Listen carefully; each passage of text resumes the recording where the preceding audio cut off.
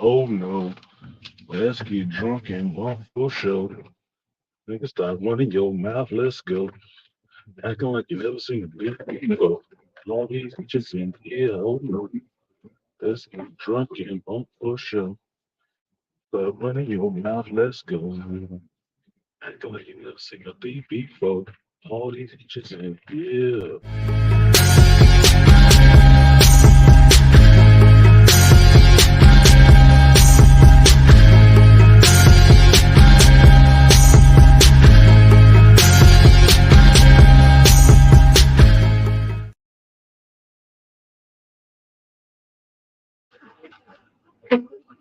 Good morning, Geekdom.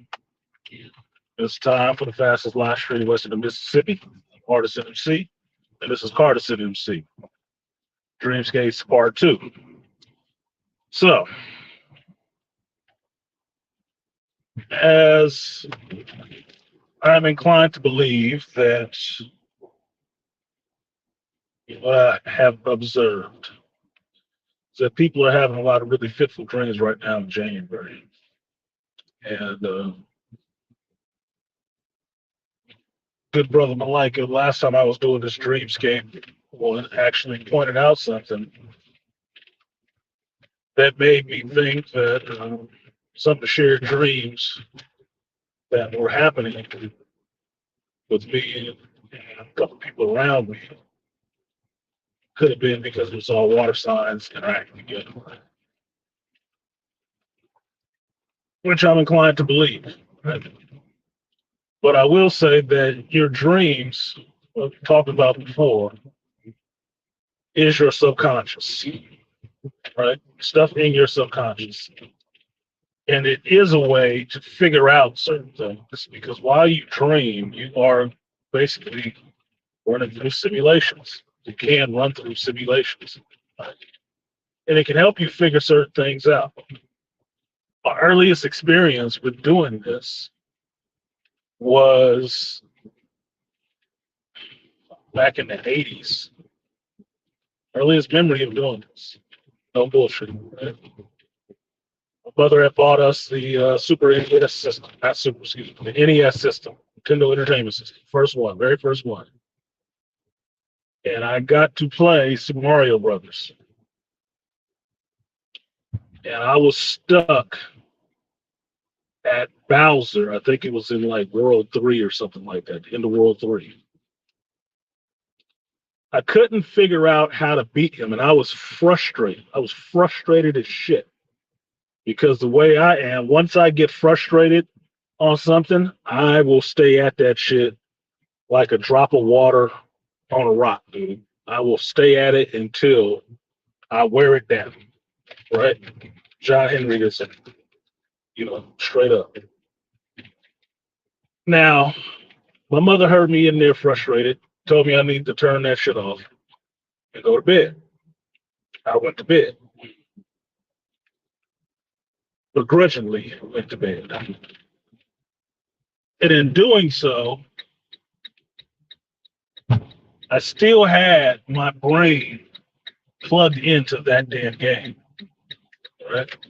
How to beat Bowser, how to get past Bowser at this point. And in my dreams that night, I saw that game, that level, and ways to get around that character. And I hit upon something that seemed like it worked. It worked in the dream, right? Like, oh shit, you can do that there. Oh, okay, and it works. I have to try that. And when I woke up the next morning, Saturday, I woke up early. The first thing I did was turn on that game. Didn't brush my teeth, didn't go take a piss, none of that shit. I turned that game on. It got back to that point. And I did exactly what I envisioned in my dream. And it worked. It completely worked. I was like, oh shit. That did it. Not only did it work, I believe I had to find it in warp or something like that. first of several. Now, the reason why I remember that story is because that was significant to me. It's the understanding that you can work out problems in your dream, run through the scenarios, run through the simulations to perfect it in real. All right, so now we flash forward to last night. Last night I had a dream that I really fought hard to remember because I had a lot of competing ideas all the time. And this one was significant because it is in terms of dealing with females. I thought it'd be something worth sharing, messaging worth sharing. So in this dream, I am out with a lady that I know pretty well, right? Latino, right? Now, the representation of these people in my dream, I don't really worry about for the sake of this retelling. It's not really that big important. But it's a Latina, it looks like one of my exes. Right? We're out, we're kind of cool. We see another chick that I'm moderately cool with. One is 50%, one is a quarter, right? We cool. So we're hanging out. So I'm out with two chicks that I know, dated or whatever. We out having a good time, having a conversation, right? We're sitting outside.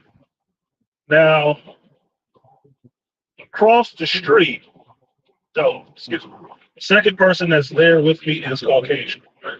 One Latino, one Caucasian. Right? The second person that I see, or third person that I see, is another female that I know, that I haven't really dated or anything. Right? I just know them and we're cool. Right? Cool in the sense that we can talk, BS, conversation. And I see her across the street while I'm having this conversation with the other two. And I take notice of what she's wearing. She's wearing her fucking Warriors gear, right? She got a blue jacket on, yellow stripes and stuff like that on it, and she got some sneakers on, look like some Nikes or something like that. That looked pretty cool, right? The blue and yellow thing, right? Warriors thing. I was like, oh, that looks fucking cool. And I said, and I have the thought, like, I'm gonna mess with her because she doesn't see me over here. And even though I'm sitting with these two other chicks, I'm going to text her and tell her, hey, I see what you're wearing. I like them shoes, you know, right? Just go mess with her, just as a little aside, right? So when I pull out my phone to text her, the chick that I'm with that I know 50% well, that dated a couple of times, gets upset. It's upset. She is now pissed. And this is like kind of befuddling me. Like, why the hell are you pissed off? You're not really doing anything. And when I say date, I'm not talking about we went out and actually had sex or anything like that. Talked about being together. No, we might have went out, had dinner, might have went out and had a movie, hung out a few times. Right? Nothing.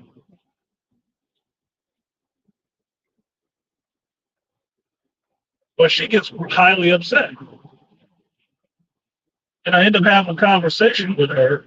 Side, we get up and kind of move away from the other female we're sitting with, have a kind of side conversation of why she's upset. And the gist of it is that she feels some kind of ownership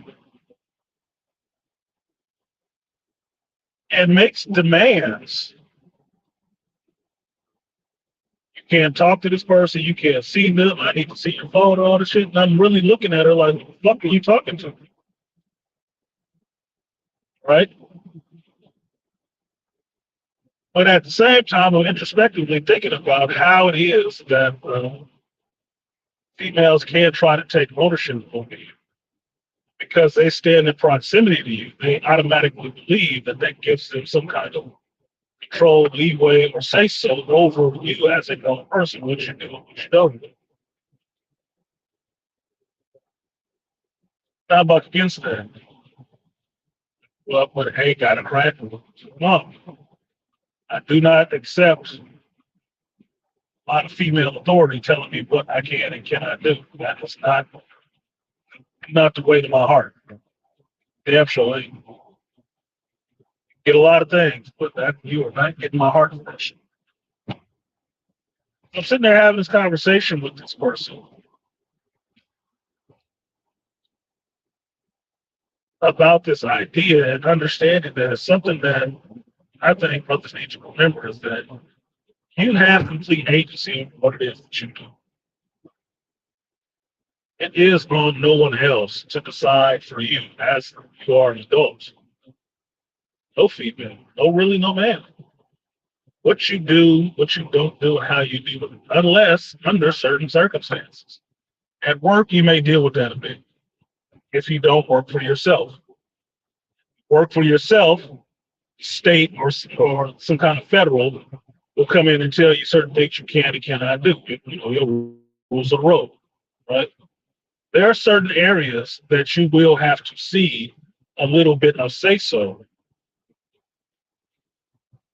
a little bit of self determination over yourself to operate. That is not what women. It is not.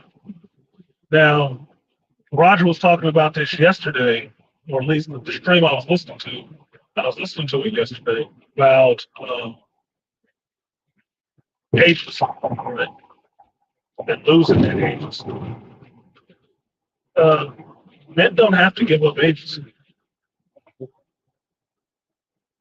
Since we was an agency, it was compromise. It's compromise.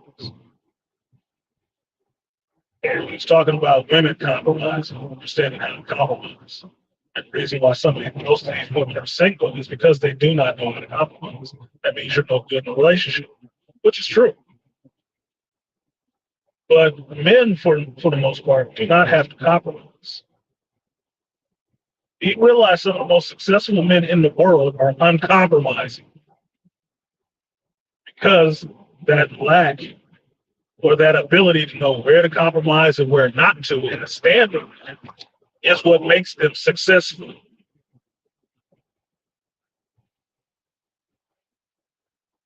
Man who compromises on everything is what we call a compromised man. He cannot be trusted because he stands for nothing. He stands on nothing. He is a weatherman. He goes where the strongest breeze blows. Same thing with women. You have to be uncompromised. Because otherwise, if they find a spot where they can push you, roll you over, she can keep pushing on that shit.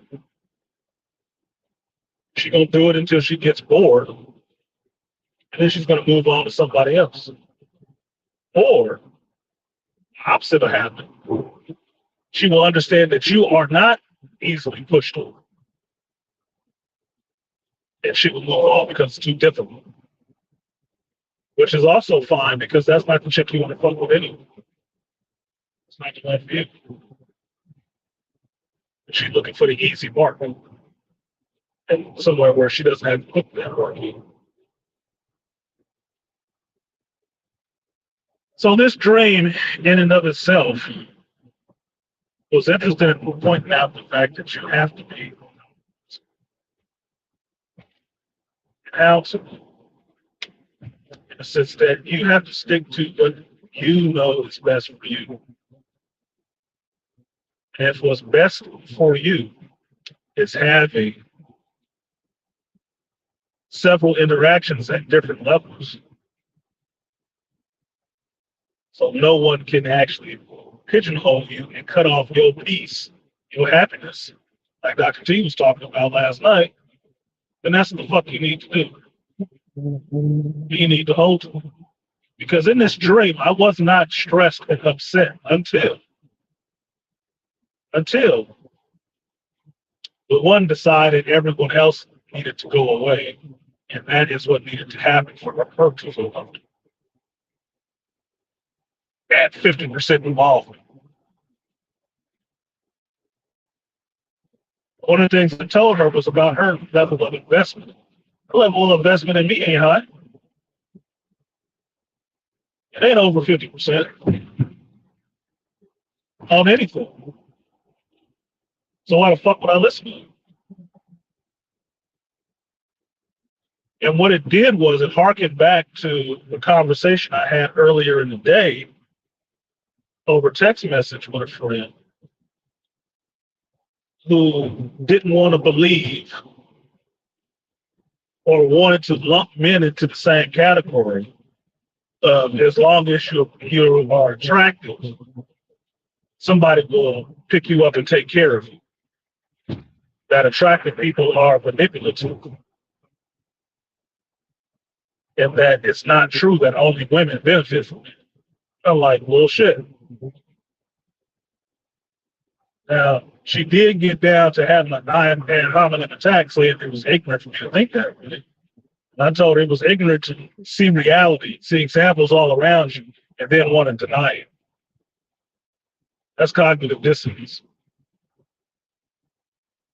The scenario I gave her, which was kind of lengthy, but there was a shorter. I hit on a shorter one after I sent the longer one, which was shorter one was, how many times have you paid for a man when you've gone out on a date or a first date? Just paid for your fucking self. How many times? Because that's a clear indication that the societal impression on men is that we are supposed to take care of, provide for fucking women. All a woman necessarily has to do is be attractive. Now, the scenario I gave her was from the manosphere, right? And it's the idea about somebody who hit the genetic lottery working in a Burger King. And if it's a male, do you believe that a millionaire, multimillionaire woman is going to come down there, swoop him up, take him away from working in Burger King, put him in a house so he can just work out, play Madden, and look attractive to her, and his life will be taken care of? If you say that, it sounds ridiculous, right? But if you flip that script and say a woman who hit the genetic lottery and looks attractive, working in a Burger King, and a multimillionaire man walks in there and sees her, he will take her out of it. He will let her know, you don't have to work anymore. I'm going to put you in this house, I'm going to give you this money, and you're going to be my wife, and all you have to do is sit around, take care of your body, look pretty, and I'll take care of everything else. That does happen. Even if the man is not a millionaire. Even if the female has a bunch of kids, not from that man. That does happen today in life.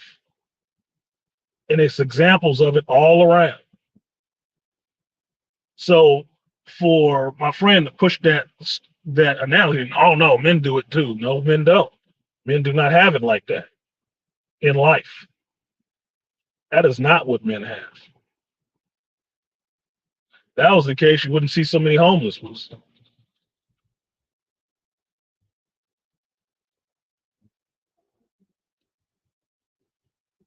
So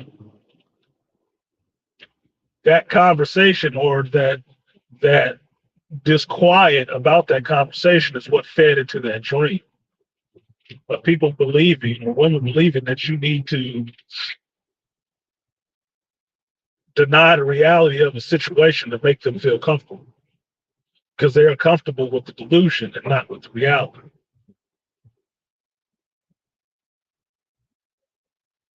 But they pay up for none of this shit. None of it.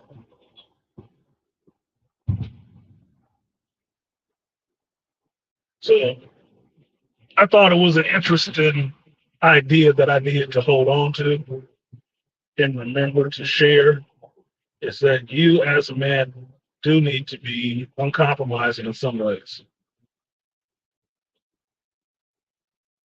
And compromises will come when you actually find a woman that you want to be in your life. There are some compromises you might make. They might be small shit. I'm not talking about major stuff. Correct. There are some small ones. But one of the ones you never are supposed to compromise on is having your own mind. You are not a man if anybody can tell you anything and get you to change your idea just because that's not what it is. That is not manhood. For me, since I've dealt with this a few fucking times, that is childhood. That's childhood. Your mama can tell you everything, you just have to believe it. Or you just have to make believe you believe it to make her okay. So you will be all right. No. If you understand you're not a child, put away childish things. Namely, that mind state that gets you to believe that women is right on everything. No, the fuck they're not. And they know it. Let them bitch to you about their girlfriends, about their relationships, and hear what they were wrong about. They're wrong about a great many things that they don't fucking understand because they're trying to mold reality to their fantasy. It doesn't work. Doesn't work.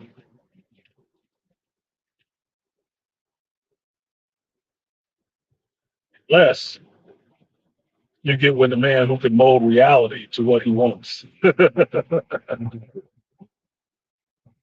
and turn it into your dream come true.